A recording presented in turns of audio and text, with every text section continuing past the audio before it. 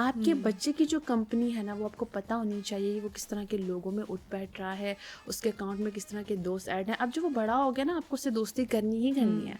हम क्या करते हैं कि बचपन में निगलेक्ट करके बड़े होके बच्चे के ऊपर कंट्रोल करना शुरू कर देते हैं। ये माने हमारी बात, हम जो कह रहे हैं वो ये करे हर हाल में। एग्जैक्टली। सबसे ज़्यादा जो एक टेक्निक देखी है जो बहुत कॉमनली यूज़ करते हैं नार्सिसिस्टिक लोग, वो ये है कि दे नो कि सामने वाले की वीकनेस क्या है और वो कितना हम पे इमोशनली डिपेंडेंट है, और उसको कैसे यूज़ करना है और कैसे इमोशनली डाउन रखना है, कैसे उस पर्सन को दबा के रखना है, ताकि उसको फील ही ना हो कि मतलब मेरे में क्या कैपेसिटी है और मैं क्या जो इंसान मफाद प्रस्त नहीं होता तो फिर वो उसकी तो अपनी कोई नीड्स ही नहीं है ना, वो तो फिर दूसरों के प्रेमो करम पे चल रहा है। तो हर इंसान जो बाशऊर इंसान है वो अपनी ये ट्रेट्स होते हैं, उसमें हम सबके अंदर ही फ्लॉज होते हैं और हमें उसकी रिस्पॉन्सिबिलिटी लेनी चाहिए और कहीं ना कहीं हमें इंट्रोस्पेक्शन करनी चाहिए ताकि हम माशरे में एक अच्छा शहरी बन सकें और अपने रोल्स अच्छे बखूबी निभा सकें। कि हम बहुत सारी ऐसी आर्टिफिशियल प्रोडक्ट्स का यूज़ करते हैं। एक तो फीमेल्स की बात करूँ, मेकअप में भी होता है, फूड में भी होता है। हम नॉर्मली तो हम सभी यूज़ करते हैं, बट जब आप उसका बहुत ज़्यादा यूज़ करना शुरू हो जाते हैं तो आपकी बॉडी की जीन्स, आपकी बॉडी डिस्टर्ब होना शुरू हो जाती है। स्पेशली जो पेरेंट्स ड्राइविंग में होते हैं, बच्चे की मेंटल हेल्थ बहुत इंपॉर्टेंट है। क्यों इतने डिसऑर्डर्स कॉमन हो रहे हैं या क्यों मेंटल इश्यूज इतने कॉमन हो रहे हैं? बिकॉज पेरेंटिंग के अंदर बहुत ज़्यादा फॉल्ट्स आ रहे हैं। OCD समथिंग वो सिर्फ हाथ धोना नहीं है, कोई भी चीज़ जो आपकी डेली लाइफ को डिस्टर्ब कर रही है, थॉट इतनी रिपीटेटिवली आ रही है कि आप कोई और काम ही नहीं कर पा रहे उस थॉट्स का, इतना you feel like you are in the cage, आप एक केज में बंद हो गए हैं और आप उस थॉट के बस गुलाम हैं। वो चीज़ आपको OCD में लेके आती है। अस्सलाम वालेकुम एवरीवन, दी सॉल्ट रेंज पॉडकास्ट की एक नई एपिसोड के साथ मैं हूं रुशना ज़मीर। उम्मीद है कि आप सब बिल्कुल ठीक ठाक खैर आफियत से होंगे। आज की एपिसोड बड़ी ही अमेजिंग, बड़ी ही ज़बरदस्त है, इसलिए क्योंकि हम बड़े ज़्यादा एक्साइटेड हैं, बहुत खुश हैं। और जो हमारे साथ आज मैं बोलूँगी सेलिब्रिटी, हमारी थी सेलिब्रिटी हैं इसलिए क्योंकि दी सॉल्ट रेंज पॉडकास्ट की शुरुआत इनसे हुई थी। ये हमारी पहली गेस्ट थी। So she is the lucky person जिनकी वजह से हमारा पॉडकास्ट जो है वो इतना अच्छा चला है। 1 साल में हमें बहुत सारी फॉलोइंग मिली है, बहुत सारे लोगों का प्यार मिला है और बहुत अच्छा फीडबैक मिला है। सोशल मीडिया पे हमारे बहुत सारे पॉडकास्ट ऐसे हैं जो मिलियंस व्यूज़ जो हैं वो क्रॉस कर चुके हैं। एंड डेफिनेटली जब ये एक टीम वर्क होता है, पूरी टीम जब मिल के काम करती है, फेस सिर्फ मेरा नज़र आता है बट पीछे मेरी बहुत बड़ी टीम है जिनकी मैं बहुत ज़्यादा शुक्रगुजार भी हूँ और डेफिनेटली उनकी एफर्ट है तो ही हम आज यहाँ पे हैं। जस्ट एक जो फेस वैल्यू होती है वो काउंट नहीं करती, क्योंकि पूरा टीम वर्क होता है, पूरी टीम काम करती है, मिल के काम करती है, तभी आपकी स्क्रीन इतनी परफेक्ट और इतनी अच्छी नज़र आती है। और जितने ज़बरदस्त गेस्ट हमारे पास आए हैं तो उनकी तो क्या ही बात है। उनका तो once again thank you so much to all the people जो भी TSR का हिस्सा बने और TSR को इस 1 साल में इतना खूबसूरत फलता फूलता बनाया उन्होंने। सो आज आते हैं अपनी गेस्ट की जानिब कि कौन है हमारे साथ। आपको पता होगा क्योंकि जो लोग हमें शुरू से फॉलो करें उनको पता होगा कि हमारा पहला गेस्ट कौन था। हमारी पहली गेस्ट थी clinical psychologist doctor Wajiha Zafar. Wajiha, thank you so much हमें वक्त देने के लिए। एक बार फिर TSR पे आपको वेलकम करते हैं। कैसी हैं आप? अस्सलाम वालेकुम, thank you so much for this introduction, I just love it, thank you so much. We love it कि आप दोबारा आई हैं 1 साल बाद और आपकी वजह से आपके शुभ कदम पड़े तो हमारा पॉडकास्ट इतना अच्छा चला। आई एम ग्लैड और माशाल्लाह आप लोगों के वाकई ही बहुत अच्छे और बहुत इन्फॉर्मेटिव पॉडकास्ट होते हैं। मैंने काफ़ी हद तक काफ़ी सारे देखे हैं और जो गेस्ट आप लोग इनवाइट करते हैं, जो कंटेंट आपका होता है वो ऑडियंस के लिए बहुत इन्फॉर्मेटिव होता है। इस तरह का कंटेंट हमें ज़रूरत है आजकल। Thank you so much Wajiha, thank you so much. थोड़ा सा आना चाहेंगे क्लिनिकल साइकोलॉजी की तरफ आना चाहेंगे। अच्छा, मैं वो चीज़ों पे नहीं जाऊँगी कि टैबू समझा जाता है, लोग नहीं जाते, क्योंकि बड़ी कॉमन से क्वेश्चन होंगे। थोड़ा सा डिफरेंट करते हैं। अब बहुत सारी चीज़ें हैं जो मुझे भी नहीं पता होंगी, ठीक है। अब मैं आपसे ना थोड़ा एंड पे इसका एक टेस्ट भी लूँगी, क्योंकि हमारी कोई 25-30 मिनट बात होगी तो मैं सोचूंगी कि वजिया मेरे सामने बैठी हैं, एक डॉक्टर, एक क्लिनिकल साइकोलॉजिस्ट हैं, तो वजिया को मेरे में क्या क्या ट्रेट्स नज़र आ रहे हैं, क्या डिसऑर्डर्स नज़र आ रहे हैं, उसके ऊपर भी बात करेंगे। लेकिन शुरुआत यहाँ से करते हैं कि आजकल बच्चे हमारे बड़े एग्रेसिव हुए हैं और माँ बाप को ये मसला होता है कि ये बात नहीं सुनते, ये हम जो कहते हैं उसको फॉलो नहीं करते। इसकी क्या रीज़न है, क्या ट्रॉमास हैं बच्चों में, या क्या डिसऑर्डर्स हैं, या पेरेंट्स की तरफ से क्या मसले मसाइल हैं जिसकी वजह से हमें इन चीज़ों की शिकायत मौसूल हो रही है? अच्छा, बच्चों से जहाँ तक हम स्टार्ट लेंगे, आजकल के बच्चे they are very smart. Like वो बचपन से आप कुछ मंथ्स का ही बच्चे को देखें तो उसकी स्मार्टनेस नज़र आ जाती है। एक्टिव होते हैं, स्मार्ट होते हैं, ऑब्जर्वेंट होते हैं और स्पीच आप देखें बहुत कम एज में बच्चे बोलने लग गए हैं, राइट। सो अब हम देखें तो वक्त के साथ साथ जो है बच्चों की जो स्मार्टनेस है वो बढ़ी है, बट पेरेंट्स ट्रेन नहीं हो रहे हैं। जो प्रॉब्लम आ रही है वहाँ पे ये है कि पेरेंट्स जो है वो ओवर स्मार्ट बच्चों को कैसे हैंडल करना है और कंपैरिजन जो है जब हम अपने पेरेंट्स की पेरेंटिंग से कंपैरिजन करते हैं तो हम और मिस हैंडलिंग कर देते हैं। जनरेशनल गैप एग्जैक्टली, क्योंकि जनरेशन गैप आ गया। अब ये जो एक फैक्टर है, इसको अगर हम माइंड में रखें तो बहुत सारे पेरेंट्स ऐसे हैं जो मेरे पास आते हैं या डिफरेंट थेरेपिस्ट के जाते भी हैं, जो पेरेंटिंग स्टाइल सीखते हैं काउंसलर से या जो पेरेंटिंग गाइडेंस देते हैं उनसे। लेकिन जो यहाँ पे मैं सबसे बड़ी फॉल्ट समझती हूँ कि पेरेंट्स जो है ना आजकल जो एक मिस्टेक करते हैं, वो बहुत सारी इन्फॉर्मेशन को ले लेते हैं और वो खुद कंपैरिजन करना शुरू कर देते हैं कि मेरा उनका बच्चा ऐसे कह रहा है तो मेरा क्यों नहीं ऐसा कह रहा है। या वो अच्छा मदर्स जो हैं वो अपने आप को फेलियर में कंसीडर करना शुरू कर देती हैं कि एज अ मदर हम फेलियर हैं, क्योंकि हम वैसी पेरेंटिंग नहीं कर रहे जैसे हमारी हुई या फलां मदर वो कर रही हैं। फैमिलीज में भी होता है ना, देखो तुमने अच्छी तरबियत नहीं की इसलिए ऐसा हो रहा है, वो सारा ब्लेम जो है वो मदर पे चला जाता है। देखिए पहले पेरेंटिंग इसलिए इजी थी हमारे टाइम पे क्योंकि सिर्फ पेरेंट्स कर रहे होते थे या दादा दादी ज़्यादातर बहुत हुआ। अब स्क्रीन है, अब बच्चे की कोकोमेलन भी पेरेंटिंग कर रहा है, ठीक है। इसके अलावा वो स्कूल में भी इन्वायरमेंट देखते हैं। पहले हमारे स्कूल्स में एक सिमिलर किस्म का इन्वायरमेंट होता था। अब आप इन्वायरमेंट देखें, बच्चों का इन्वायरमेंट, हम ऐसे स्कूल में बच्चों को भेज देते हैं जिसमें अगर स्टेटस में हमसे बहुत ऊंचे लोग हैं तो उनकी तो बिल्कुल ही स्टाइल डिफरेंट होता है, लिविंग स्टाइल।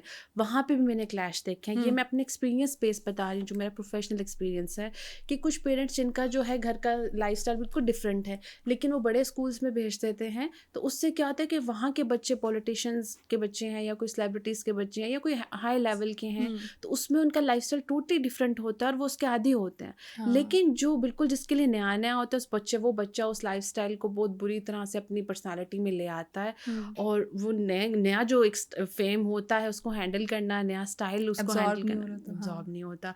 फिर वही वजह होती है कि फिर प्रॉब्लम्स आते हैं। जहाँ तक आपने क्वेश्चन स्टार्ट में किया कि बच्चों के एग्रेशन क्यों आ रहा है, एक तो नंबर 1 के पेरेंटिंग स्टाइल जो है वो मिसलीडिंग है। पेरेंट्स की अंडरस्टैंडिंग नहीं बन रही है, पेरेंट्स बच्चे के साथ बॉन्ड नहीं बना पा रहे हैं। दूसरा मैं देखूंगी कि पेरेंट्स जो है ना आजकल आप नोट करें कि ऑब्वियसली जॉब अगर वर्किंग लेडी है और फादर कब की भी जो है वो टफ स्केड्यूल है, तो बच्चे की जो पेरेंटिंग है वो मुख्तलिफ हाथों में भी हो जाती है। फिर मैंने ये भी देखा कि मदर्स बहुत तंग होती हैं कि मैंने दादों के पास छोड़ दिया, नानों के पास छोड़ दिया, उन्होंने स्क्रीन दे दी। तो ये भी एक चीज़ देखी गई कि बॉन्ड देखिए, जहाँ पे बच्चे का पेरेंट का बॉन्ड नहीं बनेगा ना, वहाँ पे एग्रेशन आएगा, क्योंकि बच्चा अपनी उस फ्रस्ट्रेशन को निकालेगा।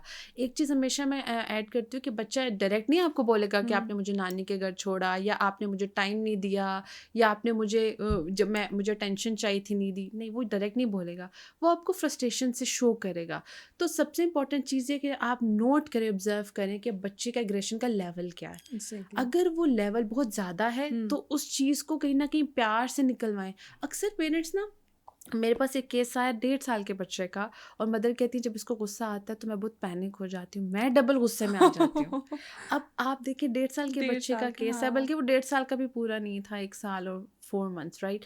सो अब इस तरह की चीज़ें हैं कि जब पेरेंट्स ही क्यों, अब उन मदर का अपना ट्रॉमा था, ठीक है। इसी तरह से ये एक केस नहीं, बहुत सारे हैं। 1 साल की मदर के बच्चे की भी मदर ने कहीं मुझे कंप्लेन की है। अब पेरेंट्स जो है ना फ़ौरन से पिस्ड ऑफ हो जाते हैं, मदर स्पेशली, क्योंकि उनके अपने इतने सारे ट्रॉमाज होते हैं और वो एक्टिव ट्रॉमा होते हैं। हमेशा याद रखें कि मैं 2 चीज़ें बहुत ज़्यादा मेंशन करती हूँ कि एज अ पार्टनर और एज अ पेरेंट आपका ट्रॉमा ज़रूर निकलता है, राइट। क्योंकि आपके ये जो 2 रिलेशन होते हैं ना, सेंसिटिव होते हैं और डिपेंडेंट होते हैं। कहीं ना कहीं आप एक दोनों जो रिलेशंस की बात करें, बच्चे भी डिपेंडेंट होता है और पार्टनर पे भी, पेरेंट एज अ पार्टनर भी, जो आपका लाइफ पार्टनर है आप उस पे भी और वहाँ पे भी कहीं ना कहीं आधे डिपेंडेंट होते हैं, आधे हो रहे होते हैं आप एक दूसरे के स्टाइल के। आप 24 घंटे मैक्सिमम टाइम तो साथ ही होते हैं। सो ये 2 रिलेशन है। अगर आपको लगता है कि इन 2 रिलेशन से बहुत ज़्यादा प्रॉब्लम्स आ रही हैं और आपको लग रहा है कि ये 2 रिलेशंस आपको बहुत ज़्यादा वीक कर रहे हैं, आपको बहुत ज़्यादा शैटर कर रहे हैं, go for it, take a therapy और वर्क करें। और सबसे पहले अपने पे वर्क करें। हम क्या करते हैं, यूजली कपल्स आते हैं तो अपने पार्टनर पे ब्लेम करते हैं, मैं ठीक हूँ वो गलत है। बच्चे को लेके आते हैं, बच्चा खराब है, पेरेंट ठीक है, ठीक है, खुद में नहीं ना नजर नहीं आता है। सो अपनी जो एक सेल्फ रिस्पॉन्सिबिलिटी वाला पार्ट है ना, वो जब तक नहीं आएगा ना, तो ये एग्रेशन, हम में कितना एग्रेशन है। अच्छा वजह, ये बात आपने बिल्कुल ठीक की है। बिकॉज जब आज हम ऑफिस आ रहे थे, मी एंड माई हस्बैंड, तो हम दोनों एक दूसरे के कहते, मैं उसे कहती मैं तुम्हें डॉक्टर वजीहा को दिखाऊंगी, ही वाज सेइंग कि तुम्हारा चेकअप मैं डॉक्टर वजीहा से करवाऊंगा। सो वो होता है कि हम खुद में नहीं एक्सेप्ट करते, हमें होता है कि यार अगला एक्सेप्ट कर ले। वो सॉरी हमें सामने से सुनना अच्छा लग रहा होता है, खुद में बड़ी ईगो होती है कि यार किस तरीके से वो सॉरी बोलेंगे। अच्छा, थोड़ा सा इस पर भी आना चाहूँगी कि मदर्स में ज़ाहिर एक्सेप्टेंस नहीं होती, कुछ ये भी समझती हैं कि यार हम बड़े हैं, ये छोटा है, यही गलत होगा, इसमें गलती नहीं हो सकती, ठीक है।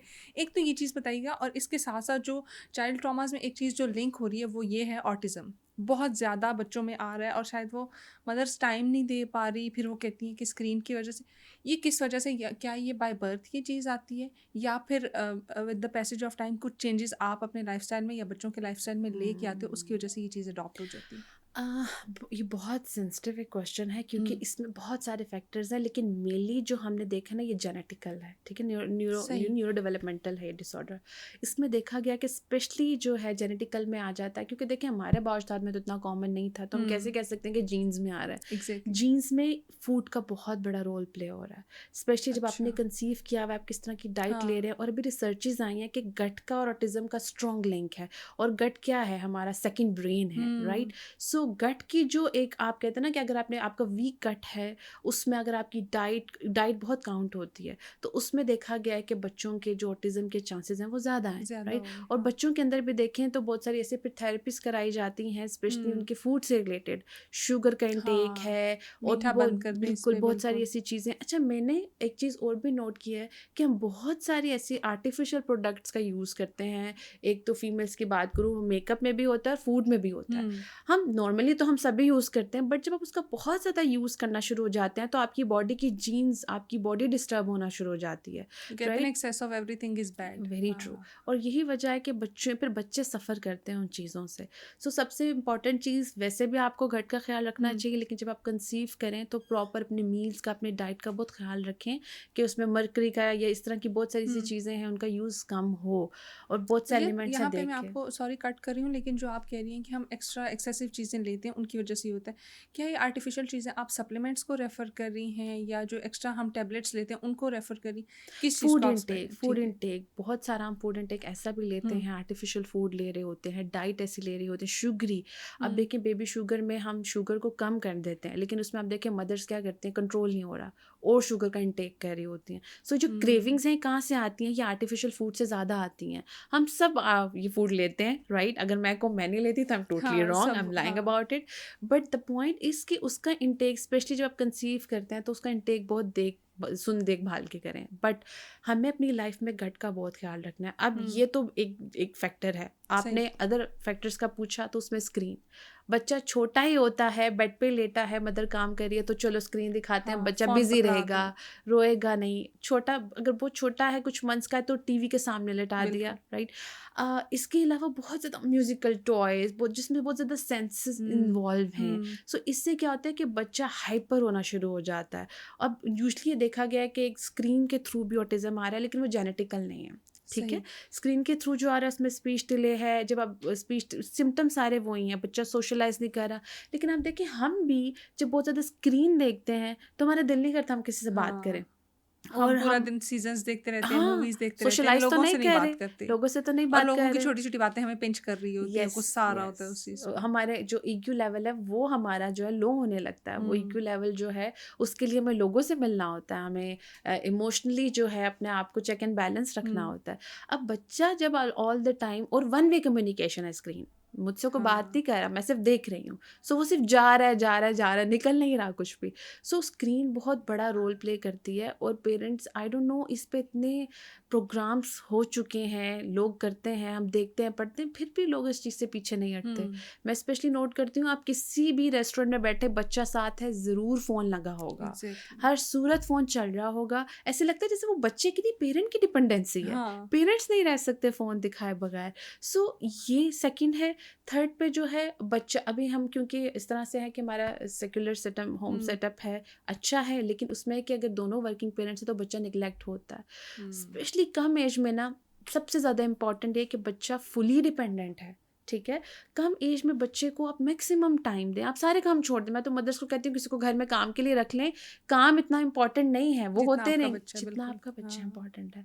सो यहाँ पे पेरेंट्स क्या करते हैं कि इस चीज़ को प्रायोरिटी नहीं करते, वो कहते हैं कि सारे बच्चे पलते ही हैं, हमारे टाइम पे कौन से काम वाले थे, काम वालियाँ थी, हमने भी पाले हैं। लेकिन उस जब आपके पास हाउस कीपर नहीं होती तो उसमें क्या होता है कि बच्चा निगलेक्ट होता है, और आजकल के बच्चे निगलेक्ट होने वाले नहीं हैं, हाँ। बिल्कुल भी नहीं है। अब उसमें ना माँ को बच्चे की समझ लगती है और बच्चा भी फिर हाथों से निकलता है। पेरेंटिंग ना बहुत कम एज में स्टार्ट हो जाती है, मतलब बच्चा आपके हाथ है। अब तो हम ये कहते हैं कि आपने कंसीव ही किया तो पेरेंटिंग स्टार्ट है। बिल्कुल आप क्या देख रहे हैं, सुन रहे हैं, आपका उसका मूड के इम्पैक्ट उसका पड़ता है। इम्पैक्ट बच्चे हाँ। पे जा रहा है। तो आप कैसे समझ सकते हैं जो आपके हाथों में है तो उस पर आपका इम्पैक्ट नहीं जाएगा। आपके घर के इश्यूज हैं, आप फ्रस्ट्रेट हैं, बच्चे के सामने प्लीज़ शो अप नहीं करें उस तरह से कि वो फील करे। अच्छा, फॉर एग्जाम्पल सबसे ज़्यादा मैंने जो फाइट सुनी है वो कार में होती हैं, और दोनों डिपेंडेंट होते हैं कार से, ट्रैवल बाहर करते ट्रैवल नहीं बिल्कुल। जा सकते। उस दौरान मैंने नोट किया अक्सर बच्चों के इश्यूज आए हैं कि पेरेंट और बच्चा डिपेंडेंट है, बच्चा सिर्फ सुन रहा है और सिर्फ आपको ही देख रहा है, राइट। तो उसमें मैंने नोट किया कि स्पेशली जो पेरेंट्स ड्राइविंग में होते हैं, बच्चे की मेंटल हेल्थ बहुत इंपॉर्टेंट है। क्यों इतने डिसऑर्डर्स कॉमन हो रहे हैं या क्यों मेंटल इश्यूज इतने कॉमन हो रहे हैं? बिकॉज पेरेंटिंग के अंदर बहुत ज़्यादा फॉल्ट्स आ रहे हैं। और अच्छा, कुछ पेरेंट्स ऐसे भी हैं जो अपनी तरफ से पूरी कोशिश भी करते हैं उन केसेस में जहाँ पे आपको लगता है आप एज अ पेरेंट अपनी बेस्ट दे रहे हैं, बट बच्चे की कोई इश्यूज हैं जो नहीं जा रहे, फिर आप थेरेपी के लिए फिर आएँ थेरेपी के लिए जाओ। और आप काउंसलर्स के पास जाएं, पेरेंटिंग गाइडलाइंस लें। इवन मैं एज अ साइकोलॉजिस्ट मैं तक जा बुक्स ऐसी पढ़ती हूँ अभी तक, और मैंने एक दो अपने थेरेपिस्ट रखे हुए हैं, जब मुझे लगता है तो मैं उनसे हेल्प आउट जो है वो ले लेती हूँ। I know it's too early, but आपको हम हमेशा यही कहते हैं इट्स टू अर्ली और लेट हो जाता है। सो आपको शुरू से ही, क्योंकि 6-7 साल तक ना बच्चा, मतलब आप ये समझें कि वो एक खाली स्लेट से ना भरी हुई स्लेट हो गया। अब उसमें आप जो ऐड करेंगे ना वो एडिशन होगी, कुछ मिटा के डाल नहीं रहे आप। तो फिर जो पेरेंट्स आते हैं, अब हम क्या करें, मेडिसिन दें, या आप देखें हम मॉल्स में जाते हैं, बच्चे नीचे लेटे हुए होते हैं, चीख रहे होते हैं, पेरेंट्स को नहीं समझ आ रही होती कि हम उसको कैसे उठाएं। मैं एज अ साइकोलॉजिस्ट जजमेंट के अगेंस्ट हूँ, बट जब मैं पेरेंट्स की मिसलीडिंग वाली जो कंडीशन है वो देख रही होती हूँ या ट्रीटमेंट देख रही होती हूँ, तो मैं उसमें कहीं ना कहीं जज कर रही होती हूँ। हाँ, ये है। मैंने खुद बहुत सारे बच्चे देखे हैं, अपने इर्द-गिर्द बहुत सारे बच्चे देखे हैं जो कि पेरेंट्स पे बड़े डोमिनेंट हो गए हैं। 4 साल का बच्चा है और वो कह रहा है कि मेरी ये बात ना मानी तो फिर देखें आप, ठीक है? एग्जैक्टली तो बच्चे डिपेंडेंट हो गए इस वजह से, बाकी चीज़ों पे डिपेंडेंट हो गए, स्क्रीन पे डिपेंडेंट हो गए। मेरे अपने घर में बहुत सारे लोग हैं जो कहते हैं यार हमें ना तंग करो, ये स्क्रीन ले लो, ठीक है? घंटा यूज़ कर लो, 2 घंटा, और उस पे कोई चेक एंड बैलेंस नहीं है कि बच्चा कितना इस्तेमाल कर रहा है, क्या देख रहा है और क्या नहीं देख, फिल्ट्रेशन भी नहीं है। यस, बच्चे मैं बोलूँगी आजकल ना वो जैसे ही पैदा होते हैं ना तो उनको टेक्नोलॉजी का एक्सपोजर, इस्तेमाल आ यस, गया है, ठीक है। वो मेरे घर में बहुत सारे बच्चे हैं जिनको ज़ाहिर टाइपिंग नहीं आती, बट उन्होंने वो वॉइस वाला सिस्टम सीखा हुआ है, तो यूट्यूब खोलते हैं और उसमें बोलते हैं फलाना कार्टून दे दें हमें तो उसकी सारी ट्रू एपिसोड्स ट्रू, निकल यस। आती है। तो ये इसके ड्रॉबैक्स हैं डेफिनेटली। अच्छा डॉक्टर विजया, ये तो हमने बहुत छोटे बच्चों की बात की, ठीक है, जो ऑटिस्टिक हैं। अब जो थोड़े बड़े बच्चे हैं जो टीन एजर्स हैं, उनमें मैं देख रही हूँ सैडली पाकिस्तान में सुसाइड की रेशो बहुत ज़्यादा होगी, ठीक है। रिसेंटली अभी मैंने कोई कल परसों भी एक पोस्ट ऐसे देखी, मतलब मैं सोशल मीडिया जब भी यूज़ करती हूँ तो कहीं ना कहीं ये पोस्ट हमें देखने को मिलती है, और समझ नहीं आती, पेरेंट्स को भी नहीं समझ आती कि बच्चा क्यों इस तरफ चला गया, और शायद बच्चे को भी कहीं ना कहीं नहीं समझ आती क्या वो एग्रेशन इतना ज़्यादा है। क्योंकि अब आज के दौर में मैं ये नहीं बोलूँगी कि बच्चों को माँ बाप का खौफ है, ठीक है, वो चीज़ ख़त्म होगी काफ़ी हद तक, लेकिन क्यों सुसाइड रेशो इतनी बढ़ती जा रही है? इसकी ना मैं एक जो बेसिक रीज़न या फैक्टर समझती हूँ ना, वो है डिसिप्लिन ना होना। हमारे टीनेजर्स में डिसिप्लिन नहीं है ना, उनको सिखाया गया है अगर बचपन से। हाँ। डिसिप्लिन क्या होता है कि हमें पता हो कि हमारी, क्योंकि देखिए एनर्जी होती है टीनेज में, तो वैसी बहुत एनर्जी होती है। उस एनर्जी को कहीं ना कहीं आपको सेट ऑफ रूटीन में लाना होता है ताकि आप अपने आप को बिजी रखें। अब वो पेरेंट्स जो अपने बच्चों को स्विमिंग क्लासेस के लिए भी लेके जाते हैं, फिर उन्होंने उनके लिए और भी एक्टिविटीज़ प्लान की होती हैं, आप नोट करें उनका जो माइंड है ना वो एक्टिव रहता है और प्रोडक्टिव चीज़ों में। लेकिन जहाँ पे घरों में डिसिप्लिन नहीं होता, बच्चों के उनके पेरेंट्स से उनके ऊपर ही छोड़ा होता है बच्चों को, और बचपन से ही उनको बस फ्री हो गए, स्कूल से फ्री हो गए या एकेडमिक से फ्री हो गए, छुट्टियां हो गई तो फ़ोन पे लगा दिया।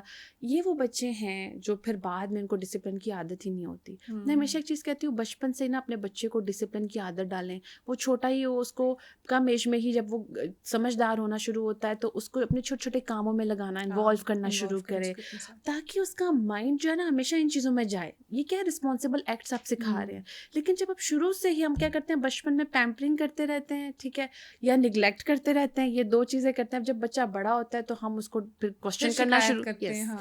कंप्लेन्स है, क्वेश्चन करते हैं कि तुम ऐसे क्यों नहीं कर रहे, फलां का बच्चा ऐसा कह रहा है। तो ये जो है ना सबसे बड़ी चीज़ है, जो सबसे बड़ा फैक्टर है जो बच्चों के अंदर एग्रेशन को लाता है। सेकेंडली कंपनी, आपके बच्चे की जो कंपनी है ना वो आपको पता होनी चाहिए वो किस तरह के लोगों में उठ बैठ रहा है, उसके अकाउंट में किस तरह के दोस्त ऐड हैं। अब जब वो बड़ा हो गया ना आपको उससे दोस्ती करनी ही करनी है। हम क्या करते हैं कि बचपन में निगलेक्ट करके बड़े होके बच्चे के ऊपर कंट्रोल करना शुरू कर देते हैं। ये माने हमारी बात, हम जो कह रहे हैं वो ये करे हर हाल में। एग्जैक्टली। अब उस पे क्या होता है कि बच्चा आपको अपना एनिमी कंसीडर करता है। आजकल बच्चे जब टीनेजर्स आते हैं ना वो ऐसे बात कर रहे होते हैं अपने पेरेंट्स के बारे में जैसे they like hate them, right, कि उनको लगता है कि हमारे पेरेंट्स हमारे सबसे बड़े दुश्मन हैं। वो क्यों है? क्योंकि पेरेंट्स कंट्रोल करने की कोशिश कर रहे होते हैं। सो आपको डिसिप्लिन और डेफिनेटली एक बाउंड्री के अंदर दोस्ती करनी चाहिए। बाउंड्री मीन्स के ये नहीं है कि आप बैठे हुए हैं और कोई रिस्पेक्ट का एलिमेंट नहीं है, कोई रिस्पेक्ट नहीं है और बच्चा कोई भी गलत बात आपसे कर सकता है। या आप इवन मैं बड़ा हैरान होती हूँ, कुछ पेरेंट्स हैं बच्चे के सामने ही ड्रग्स का भी यूज़ कर लेते हैं। इवन कि मैं तो स्मोकिंग के भी अगेंस्ट हूँ। बच्चे के सामने आपने स्मोकिंग भी नहीं करनी चाहिए। तो कुछ पेरेंट्स वैसे हैं बच्चे को कहते हैं जाओ ज़रा सिगरेट लेके आना। कितनी गलत बात है, आप अपने बच्चे को कितनी गलत ट्रेनिंग दे रहे हैं। सो ये इतने कॉमन एक्ट्स हैं कि हमें गलत ही नहीं लगते हैं। वो कहते हैं ना कोई भी गलत चीज़ इतनी कॉमन हो जाती है कि फिर वो आपको गलत फील ही नहीं होती है। बच्चा जब आपका छुप के सिगरेट पी रहा होता है तो फिर आप डांटते हो, आपको होता है कि ये क्या, ये फिर उसको कहते हैं तुम्हें शर्म नहीं आती है? तुमने कहाँ से सीखा है? कहाँ से सीखा है? अभी तो इतने छोटे हो, स्कूल पे चले जाते हैं फिर। सो ये छोटी छोटी चीज़ें होती हैं जो बच्चे को आपसे दूर करती हैं और अगर दूर ना करें बच्चे को गलत रास्ते पे लेके चलती हैं। तो सबसे पहले अपने घर में ढूंढना शुरू करें कि घर के अंदर क्या मिस। जब भी मेरे पास पेरेंट्स आते हैं ना कि वो ब्लेम करते हैं स्कूल पे या ग्रैंड पेरेंट्स पे या सिबलिंग्स के ऊपर, मैं कहती हूँ पहले घर के अपने अंदर देखें। आप दोनों अपने अंदर देखें क्या मिस्टेक्स आप दोनों ने की हैं। अपने से तो शुरुआत करें ना, दूसरों पे तो हम कर लेंगे बाद में, लेकिन अपने से शुरुआत करें। तो ये जो एग्रेशन है या टीनेजर में जो चीज़ें आ रही हैं अब जो है वही मैंने बात की कि स्क्रीन है, इंस्टाग्राम है, रील्स हैं, एक अजीब माइंडसेट अब बन रहे हैं, कहीं पे स्टॉप नहीं है। हम रील्स देख रहे हैं तो बच्चों को आप देखें सुबह कई दफ़ा बच्चे आते कहते हैं पूरी रात रील्स देखते रहते हैं, राइट। सो आप देखें कि डिसिप्लिन नहीं है ना। ये देखें टिकटॉक की, इंस्टाग्राम पे रील्स की, क्योंकि वो स्वाइप का ऑप्शन है आपके पास। चेंज मैं कल परसों बैठी घर में बात करी थी तो मुझे मेरी अपनी ही बहन ने बोला कि यार मुझे रील्स की इतनी एडिक्शन हो गई है कि अब मैं कॉन्स्टेंटली कोई एक चीज़ देख नहीं सकती, क्योंकि हर 5 सेकंड बाद 4 सेकंड बाद हमें चेंज की आदत है। अब मुझे जो इशू शुरू हुआ है कि मैं नॉर्मली स्लो बोलते हुए किसी को नहीं देख सकती, क्योंकि मुझे हर चीज़ 2x पे सुनने की आदत है। तो अब मैं नॉर्मली देखती हूँ कि यार कोई बहुत आराम से बोल रहा है तो मुझे बड़ी वो एंग्जाइटी शुरू हो जाती है कि यार ये आहिस्ता क्यों चल रहा है। स्क्रीन पे मैंने देखना छोड़ दिया, मैं फ़ोन पे देखती हूँ क्योंकि 2x की ऑप्शन अवेलेबल है। तो वो चेंजेस आती हैं डेफिनेटली। आपने जो पॉइंट शेयर किया ना, अब देखिए ये क्या है, हमारी नफ्सियात बदल रही है। अब देखिए लोग माइंडफुल नहीं रहे हैं, एक दौड़ में लग गए हैं। अच्छा आप देखें, मैं हमेशा एक चीज़ कहती हूँ कि जिस चीज़ से हम अर्न कर रहे हैं ना वो आपकी पर्सनैलिटी बना रही है। आपकी जॉब आपकी पर्सनैलिटी बना रही है। अब हमारी जॉब अगर ऐसी है जिसमें हम कॉन्स्टेंटली इस तरह की टास्क कर रहे हैं तो हम बहुत हाइपर एक्टिव हो रहे हैं। अब आजकल तो मुझे हर कोई कहता है हम सब ADHD हैं, सभी हाइपर एक्टिव है, पल्सिव है, राइट। ये चीज़ें फिर आपकी ज़ात में इतने ज़्यादा कन्फ्यूजन ले आती है आपकी पर्सनालिटी के अंदर कि फिर आपको प्रॉब्लम्स होते हैं। देखिए जो ठहराव में जो स्टेबिलिटी में आपको पीस मिलता है ना वो कभी भी आपको अब जब कोविड आया तो अक्सर लोगों ने थेरेपीज़ के लिए बुकिंग करवाई कि अब हम अपने साथ ही रह सकते हैं। लाइफ में बस हैपनिंग होनी चाहिए। हम सुकून का कॉन्सेप्ट क्या है? हलचल। अब जो है अब लोगों का सुकून का कॉन्सेप्ट है हलचल। और इसमें जब आप कहीं पे भी आपको ब्रेक मिलती है ना तो फ़ौरन से जो है एनजाइटी स्टार्ट हो जाती है। आपने वर्ड यूज़ की एनजाइटी, तो बहुत ज़्यादा एनजाइटी। और इवन कि यू वोंट बिलीव मी कि छोटे छोटे बच्चे एंशियस चाइल्ड आ रहे हैं मेरे पास। एंशियस चाइल्ड इतने ज़्यादा हो गए हैं, ऑटिज़म से भी ज़्यादा एंशियस चाइल्ड आ रहे हैं और मिसडायग्नोस भी कर रहे हैं।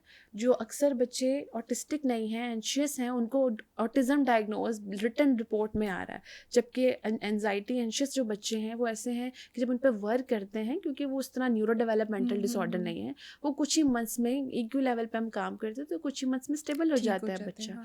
So this is very important कि आपका बच्चा, आप देखिए टीनेजर बच्चा है, छोटा बच्चा है, वो एंजाइटी में जा रहे हैं, वो डिप्रेशन में जा रहे हैं, वो सुसाइडल हो रहे हैं। आपके ऊपर एज अ पेरेंट रिस्पॉन्सिबिलिटी आती है। अब पेरेंट्स से भी कहते हैं कि बड़ा हो गया आप खुद जाने, अब हमारी जिम्मेदारी नहीं है, हमने पाल पोस के बड़ा कर दिया। तो खाना खिलाना पिलाना, अच्छी गाड़ी दे देना या अच्छा घर दे देना पेरेंटिंग में नहीं आता, वो आपकी लग्जरी में आता है। पेरेंटिंग में जो बेसिक चीज़ें हैं, आपका टाइम आता है, आपकी केयर, आपकी अटेंशन, आपका बॉन्ड, आप इस चीज़ के जवाबदेह होंगे आगे जाके। आपने कितनी बड़ी गाड़ी दी है ऑनेस्टली इसके वजिया, लिए। मेरे अपने बहुत सारे दोस्त हैं जो शायद बोलते हैं कि यार तुम लोग बड़े लकी हो क्योंकि तुम लोगों को तुम्हारे पेरेंट्स टाइम देते हैं।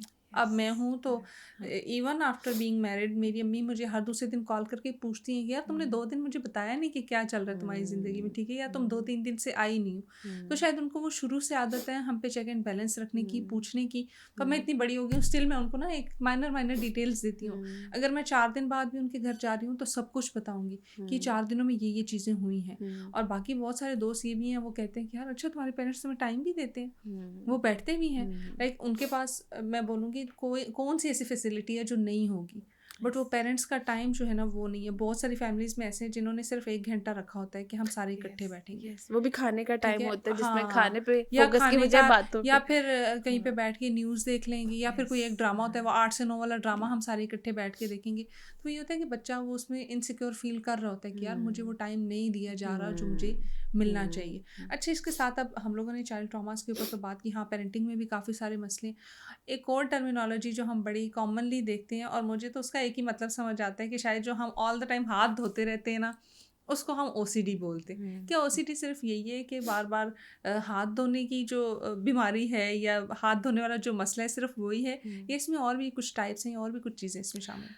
ऑब्सेसिव कंपल्सिव डिसऑर्डर जो है ना, अब ये 2 है। एक होता है सिर्फ सोचते हैं आप, थॉट्स आ रही है, ठीक है, इंट्रूसिव थॉट्स या बहुत सारी ऐसी थॉट्स हैं जो ऑब्सेसिवली आपको आई जा रही हैं। और एक चीज़ ये होती है कंपल्जन, अब वो थॉट आपके एक्शन में चली गई है, तो वो प्रॉपर फिर ओसीडी में आ जाता है, राइट। सो ओसीडी समथिंग, वो सिर्फ हाथ धोना नहीं है, कोई भी चीज़ जो आपकी डेली लाइफ को डिस्टर्ब कर रही है, थॉट इतनी रिपीटेटिवली आ रही है कि आप कोई और काम ही नहीं कर पा रहे उस थॉट्स का, इतना you feel like you are in the cage, आप एक केज में बंद हो गए हैं और आप उस थॉट के बस गुलाम हैं।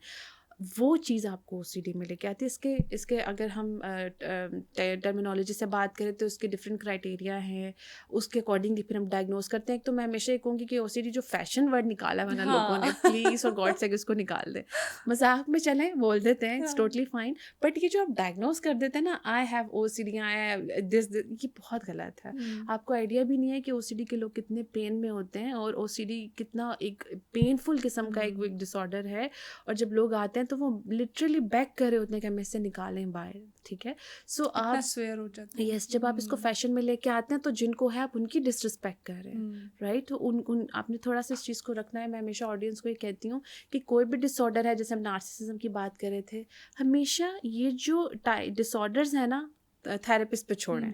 अगर उन्होंने आपको डायग्नोसिस रिटन दे दिया है या बता दिया है तो इट मेक्स सेंस, लेकिन कहते हैं ना हर चीज़ का एक एक्सपर्ट है और उस एक्सपर्ट पे ही रहने दे उसको, आप खुद एक्सपर्ट बनने की कोशिश करें। मैंने कई दफा नार्सिसिस्ट के ऊपर भी आना चाहूँगी कि ये नार्सिसिज्म क्या है, क्योंकि मैंने ये अक्सर ख़वातीन से सुना है अपने हस्बैंड्स के लिए, हस्बैंड से सुना है अपनी वाइफ्स के लिए, ठीक है। तो इसके अलावा ये इस वर्ड का इस्तेमाल मुझे कहीं नज़र नहीं आया। बताइएगा ये है क्यों, एक्चुअल में इसका मीनिंग क्या है? बहुत सारे लोग मेरे समेत बहुत सारे लोगों को पता ही नहीं है कि ये है क्या, बट हमने वो फैशन वाली बात है, जैसे हम ओसीडी इस्तेमाल कर रहे हैं वैसे ही हम इस वर्ड का भी इस्तेमाल कर रहे हैं। तो नार्सिसिस्ट है, इट्स वेरी कॉमन। जो ये वर्ड है बड़ा कॉमनली हम यूज़ करते हैं। और मैंने एक पॉडकास्ट की थी तो उस पर तो पता नहीं लोगों ने, हर एक ने कमेंट में ये जो है, मैंने तो कमेंट ही देखना छोड़ दिया कि मेरे हस्बैंड को है, मेरे बच्चे को है, मेरे इसको है। मैंने हमेशा बात की कि जैसे मैंने कहा ना कि डिसऑर्डर्स अक्सर जो हैं वो एज अ पेरेंट और एज अ पार्टनर निकलते हैं। तो नार्सिसिज्म भी ना एज अ जो पार्टनर है और एज अ जो पेरेंट है वो ज़्यादा सामने आता है, क्योंकि फिर आप कंट्रोलिंग होते हैं। नार्सिसिस्टिक लोग जो होते हैं ना बहुत कंट्रोलिंग होते हैं, डोमिनेंट, बहुत ज़्यादा डोमिनेंट होते हैं और वो बड़े क्रिस्मेटिक भी होते हैं। तो दैट्स वाई उनकी टेक्निक्स और उनकी, क्योंकि उनका माइंड उस तरह चलता है, उनको प्लानिंग करनी नहीं पड़ती वो चीज़ें उनकी, क्योंकि डिसऑर्डर है तो डेफिनेटली माइंड ही उस तरह चल रहा होता है। तो उसमें क्या होता है कि अक्सर लोग जब उनसे थोड़ा दूर होते हैं तो उन्हें फील होता है अच्छा हम तो ट्रैप हुए हुए थे, हमने तो अपने बारे में सोचा ही नहीं, हमने ऐसे ऐसे काम कर दिए अंडर वो charismatic expression, right. So actually जो मैं बहुत ज़्यादा डेप्थ में नहीं जाऊँगी, टाइम शॉर्ट है, फिर लोग उसके ऊपर डिसऑर्डर डायग्नोज कर देंगे। बट इन शॉर्ट कि हम बहुत ज़्यादा जब मफाद परस्त हो जाते हैं या हम बहुत ज़्यादा कंट्रोलिंग और डोमिनेंट हो जाते हैं कि हम अगले को ट्रॉमाटाइज करने पर आ जाते हैं और हम अपने अगले को गुलाम की तरह ट्रीट करते हैं और बहुत टेक्निक्स अप्लाई करते हैं। इसमें मैंने जो सबसे ज़्यादा जो एक टेक्निक देखी है जो बहुत कॉमनली यूज़ करते हैं नार्सिसिस्टिक लोग, वो ये है कि दे नो कि सामने वाले की वीकनेस क्या है और वो कितना हम पे Yes, इमोशनली yes, डिपेंडेंट है। और उसको कैसे यूज़ करना है और कैसे इमोशनली डाउन रखना है, कैसे उस पर्सन को दबा के रखना है। ताकि उसको फील ही ना हो कि मतलब मेरे में क्या कैपेसिटी है और मैं क्या कर सकती उसमें क्या होता है कि ये ग्रोथ नहीं करने देते अगले को, वो ग्रो नहीं करता है। वो जितना आपने उसको दबाया होता है ना, नार्सिसिस्टिक इंसान ने जितना दबाया होता है सामने वाला ना, वो कभी ग्रो नहीं कर पाता है। और जब वो उस एनवायरनमेंट से निकलता है, जैसे अगर मदर हैं या फादर नार्सिसिस्टिक हैं, बच्चा जब निकलता है तो उसको समझ आती है कि मैं तो, अब मैंने कई दफ़ा देखा है, मेरे पास कुछ ऐसे भी लोग आते हैं जो काफ़ी लाइक बिजनेसमैन है, बिजनेस वूमन है, लेकिन जब वो अपने पेरेंट के आगे बैठते हैं तो देर लाइक कि हम बिल्कुल चाइल्डिश हो जाते हैं। और हमें लगता है जिनके नार्सिसिस्टिक पेरेंट हैं, मैं कह रही हूँ डायग्नोज्ड, ठीक है, मैं नहीं कह रही कि जनरली तो हम सब कहीं ना कहीं कंट्रोलिंग होते हैं, कहीं ना कहीं हम सब मफाद परस्त होते हैं, उसमें कोई बुराई नहीं है। इंसान है, तो हम हाँ, वो इंसान human का nature ट्रेट है, ह्यूमन नेचर है। अब आप देखिए जो इंसान मफाद परस्त नहीं होता तो फिर वो, उसकी तो अपनी कोई नीड्स ही नहीं है ना, वो तो फिर दूसरों के रहमो करम पे चल रहा है। तो हर इंसान जो बाशऊर इंसान है वो अपनी ये ट्रेट्स होते हैं उसमें। लेकिन मैं यहाँ ये बात कर रही हूँ कि आप बस सेंटर ऑफ अटेंशन आपका ये हो कि मैंने आप, अच्छा ये मेरे अकॉर्डिंग, उसमें तो टाइप्स होती हैं, हर इंसान को वो टाइप में देखते हैं कि ये कंट्रोल में आ सकता है, ये नहीं आ सकता, तो वो उस हिसाब से चलाते हैं।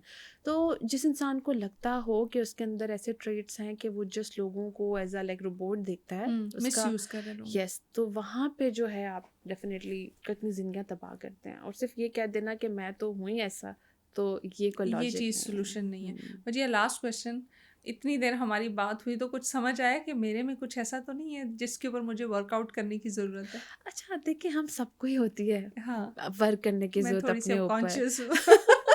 हम सबको ही वर्क करने की ज़रूरत होती है, लेकिन ऑब्वियसली आपकी मुझे कोई ऐसी चीज़ नहीं फील हुई। Such a nice its person. Good luck. आप और अच्छा ग्रो करें, अच्छा लर्न करें और थैंक अच्छा यू, अपनी थैंक यू। पॉडकास्ट करते रहें। Wish you best of luck. Thank you Wajiha. ये इन्होंने ना स्क्रीन के सामने बोला है, स्क्रीन के पीछे जो है वो इनसे पूछते हैं कि क्या क्या ट्रेड्स हैं। Well thank you so much doctor Wajiha, हमें टाइम देने के लिए, और जो कॉमनली चीज़ें हैं जिनकी हमें समझ नहीं आ रही, एक आम इंसान को नहीं समझ आ रही, उसके ऊपर बात करने के लिए once again thank you so much. TSR का हिस्सा बनने के लिए, एंड TSR डेफिनेटली आपकी वजह से लकी है जो 1 साल पूरा हुआ और इतने अच्छे तरीके से जो है वो चल रहा है। Thank you so much. फिर भी हम आपको दोबारा जो है वो जहमत देंगे, बीच बीच में हम कहीं ना कहीं जो है ना इन चीज़ों के ऊपर बात करने की कोशिश करें, क्योंकि टॉपिक्स बहुत सारे हैं और उनको कवर करना बड़ा मुश्किल हो जाता है, टाइम कम होता है हमारे पास। So once again thank you so much हमें टाइम देने के लिए, TSR का हिस्सा बनने के लिए, एंड 1 ईयर कंप्लीशन है हमारी, तो उसके लिए एक छोटा सा मैसेज भी। मैसेज ये है कि जो मैं शॉर्ट में दूंगी कि हम सबके अंदर ही फ्लॉज होते हैं और हमें उसकी रिस्पॉन्सिबिलिटी लेनी चाहिए और कहीं ना कहीं हमें इंट्रोस्पेक्शन करनी चाहिए ताकि हम माशरे में एक अच्छा शहरी बन सकें और अपने रोल्स अच्छे बखूबी निभा सकें। अरे वेल डन। वही कहते हैं ना, आपकी कैपेसिटी में जितना है, इंडिविजुअल कैपेसिटी में जितना है, आप एटलीस्ट वो तो करने की कोशिश करें, उसके बाद आप दूसरों से एक्सपेक्ट करें। सो मुझे, मेरी टीम को और बिलखसूस पाकिस्तान को दुआओं में याद रखिएगा। अल्लाह हाफिज़।